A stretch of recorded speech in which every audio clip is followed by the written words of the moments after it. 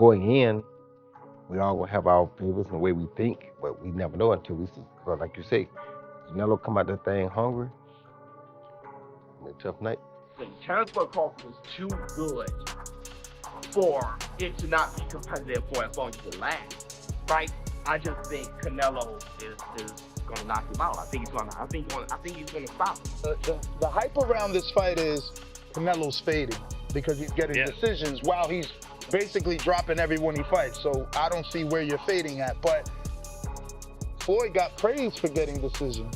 Pros have identified the fight between Canelo Álvarez and Terence Crawford as one that could end in dramatic fashion. Roy Jones Jr., speaking with Andre Ward, described it as a true 50-50 matchup.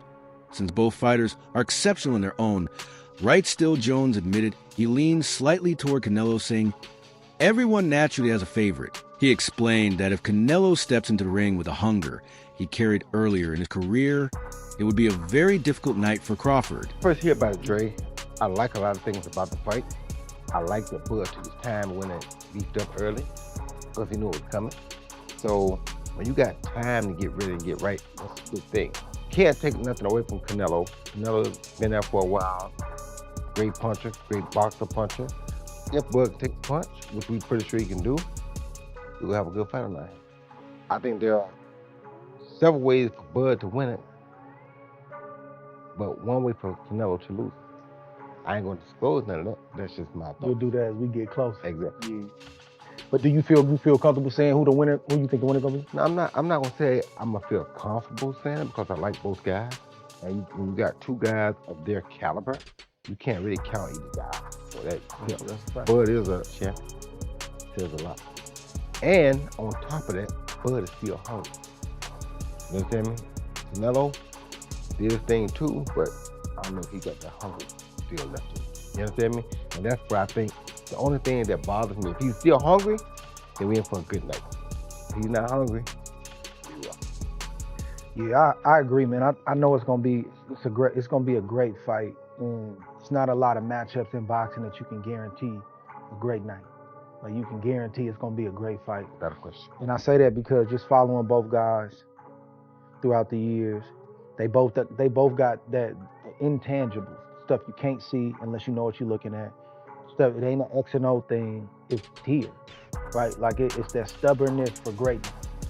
Like Canelo, though he's had some mishaps, he's had some draws, he's had some losses, I feel like if you ask Canelo what happened there, he's got a perfectly good reason why that happened. Yeah, that's everybody in boxing. Right. Well-known boxing analyst Showbiz shared a perspective by stressing that age and proven dominance favor Canelo Álvarez. He explained that while Terence Crawford is an exceptional fighter with unmatched skills, he is still 3 years older than Canelo, and that difference matters at the highest level. According to Showbiz, Canelo has already cemented himself as one of the greatest undisputed champions in boxing history, and his accomplishments prove why so many analysts back him.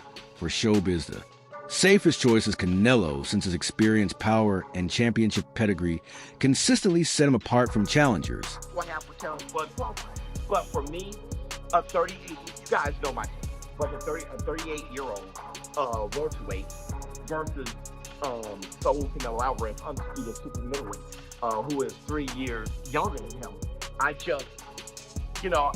Listen, Terence Crawford is too good for it to not be competitive for as long as it lasts, right? I just think Canelo is gonna knock him out. I think he's gonna stop him. I mean, probably not knock him out cold, but I think he's going to stop him. All right. Now, but what I can say is, I saw Terence Crawford in his last workout sheet, and for all of you guys who said that this photo was photoshopped and said that this wasn't real and all that shit, look at Terence Crawford's physique.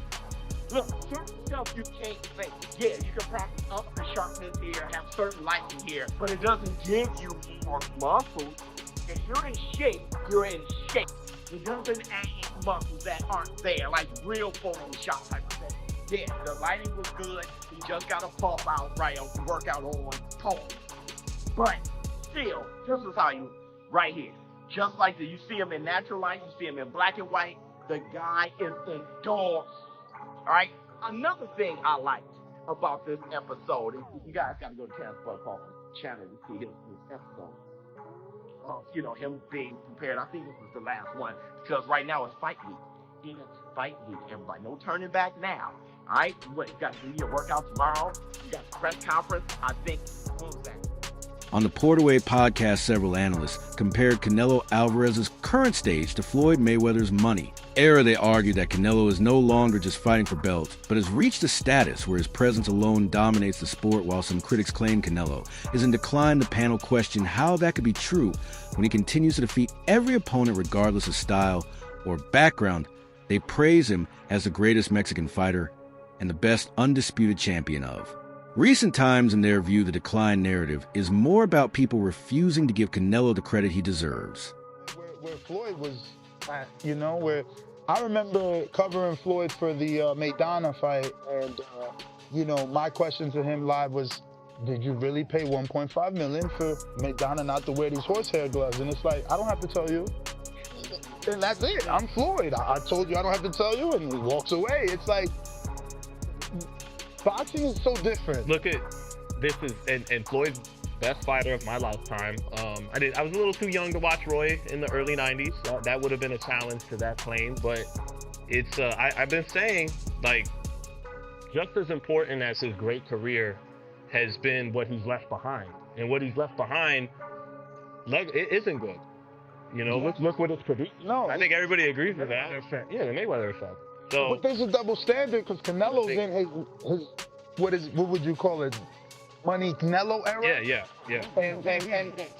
And to bring it back to the main subject of Crawford and Canelo, the hype around this fight is Canelo's fading because he's getting decisions while he's basically dropping everyone he fights. So I don't see where you're fading at, but Floyd got praised for getting decisions.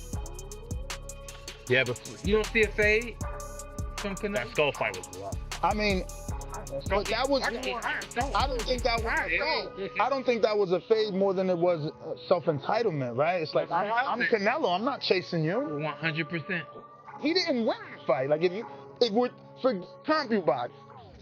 Let me let you. CompuBox is someone just like me with their great adventures clicker going just like this. So I can use my own television and my own. Ad Oladipo offers final breakdown by siding with Terence Crawford. He highlighted that Crawford often begins his fights with sharp precision and is likely to have strong early rounds against Canelo. More importantly, Ad emphasized Crawford's reputation as one of the best closers in the sport. He not only wins, but often finishes bouts in dominant fashion. Oladipo's confidence stems from the belief that once Crawford finds his rhythm, he can control the later stages of the fight and secure a convincing victory. Each other and saying some stupid shit. Casual fans are like, oh, 1 second, what's going on? Like, is there something going on over there? And I feel like these two would do that. Plus, it's going to be a decent fight. It will be a decent fight. Do you know who, you mentioned it there, do you know who, not disappointed in terms of how his career has been going, it's going quite well, but that he's not a bigger name with boot guns. Yeah. That guy has the style, everything, the flair, everything to be a big star. And he's just not. And you know what I think it is? I'm not having a go at Eddie Hearn or anything. I think it's the matchmaking. I think he's fighting guys, even now, go to the 154, he needs those big fights. He needs those big fights because at the end of the day, David Avanesian, it's like, okay, he's a good fighter, but they're going to put butts in seats. Yeah, no, you're right. I mean, but there's only so long you can matchmake him against people that we don't care about. Yes. Even Stanioni. Unification fight, Stanioni is good, but okay, you beat Stanioni, be a bigger name. Yeah. Virgil Tees has been screaming for you. Erickson Lubin's there, just something exciting. Another American maybe. Sometimes you need that. Like the American fans won't relate to him fighting non-Americans that we don't even know. Yeah. I mean, we don't even know some of these guys that he's fighting, so that doesn't help. Anyway, look, we could go on and on and on and on, but this is Canelo Terence Crawford special. It is. Because we are filming this on Monday. So we're only, 5 days away. You're already smiling. Yeah. Thinking about the fight. Multi-division world champion Nonito Donaire gave a balanced perspective on the clash. He acknowledged that Canelo Álvarez has spent years at this weight class and earned his position through countless battles. Canelo's natural power at this size is undeniable, and Donaire stressed that Crawford has yet to establish the same proven strength at the heavier divisions. The main question for Donaire is how well Crawford will carry the added weight on fight night. Despite this concern, he still considers the bout a genuine 50-50 contest due to Crawford's high-level skill set which allows him to adapt and surprise even the toughest opponents. You know, Canelo's been in this weight for a very long time, and he's gained that body, that experience. He has the power. He has the accolades to show it all off too. And of course, with Terence, I believe is the more skillful fighter, but he's going up a lot of weight classes to get there. He's never fought in 160, so that's a question. Is that weight really gonna affect him or not? The moment he gets hit in the arm or anything like that, is he gonna think otherwise?